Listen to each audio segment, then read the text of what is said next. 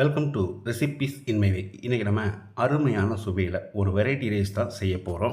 இதை ஒரு தடவை செஞ்சு பாருங்கள், கண்டிப்பாக அடிக்கடி செய்வீங்க. ஆரோக்கியமான வகையில் குறைஞ்ச பொருட்களில் நிறைஞ்ச சுவையோட எல்லாருமே விரும்பி சாப்பிட்ற மாதிரி இந்த வெரைட்டி ரைஸை எப்படி செய்கிறது, இதுக்கு தேவையான பொருட்கள் என்ன பார்க்கலாம் வாங்க. மிக்ஸி ஜாரில் 1 இன்ச் அளவுக்கு இஞ்சி, 2 பல் பூண்டு, 4 பச்சை மிளகாய், மிளகாய் பெருசாக இருந்தால் 3 போதும், பொடியாக நறுக்கின மல்லி இலை இந்த அளவுக்கு இருக்கணும் பார்த்து எடுத்துக்கோங்க. ஒரு 4 கொத்து புதினா இலை. இது எல்லாத்தையும் தண்ணி சேர்க்காமல் கொரகொரப்பாக இந்த மாதிரி அரைச்சி எடுத்துக்கோங்க. வானலியில் 2 டேபிள் ஸ்பூன் எண்ணெய் ஊற்றிக்கலாம். எண்ணெய்க்கு பதிலாக 1 டேபிள் ஸ்பூன் எண்ணெய், 1 டேபிள் ஸ்பூன் நெய் கூட சேர்த்துக்கலாம். 1 டீஸ்பூன் கடுகு. நீங்கள் விருப்பப்பட்டால் இதில் கொஞ்சமாக முந்திரி சேர்த்துக்கோங்க. 100 கிராம் அளவுக்கு ஒரு பெரிய வெங்காயம் பொடியாக நறுக்கினது, ஒரு கொத்து கருவேப்பிலை. வெங்காயத்தை கண்ணாடி பதத்துக்கு வதக்கினா மட்டும் போதும்.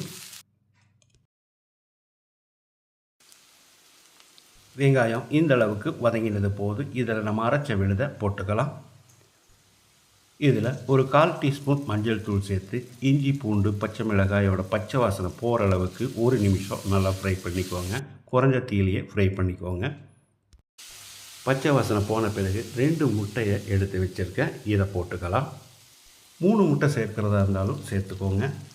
நான் இதில் 1 டீஸ்பூன் உப்பு சேர்க்கிறேன், பத்தலைனா மறுபடி கூட போட்டுக்கலாம். 1 நிமிஷம் இந்த முட்டையை நல்லா ஃப்ரை பண்ணணும். அதாவது முட்டை உதிரியாக வர்ற அளவுக்கு. இந்த அளவுக்கு ஃப்ரை ஆன பிறகு இதில் உதிரியாக வடித்த சாதத்தை சேர்த்துக்கலாம். நான் 2.5 கப் அளவுக்கு சாதத்தை சேர்க்கிறேன். வழக்கமாக நம்ம உபயோகிக்கிற புழுங்கலரிசி சாதம் தான் இது. 1 நிமிஷம் இதை நல்லா பிரட்டி விட்டுடலாம். இது 2 பேர் சாப்பிட்ற அளவுக்கு தான் இருக்கும். உங்களுக்கு அதிகமாக வேணும்னு நினச்சிங்கன்னா இன்னொரு மடங்கு சேர்த்துக்கோங்க எல்லா பொருட்களையும். இதே மாதிரி இதே அளவுகளோடு நீங்கள் செய்து பாருங்கள். இந்த வீடியோ பிடிச்சிருந்தால் லைக் பண்ணுங்கள், கமெண்ட் பண்ணுங்கள், ஷேர் பண்ணுங்கள்.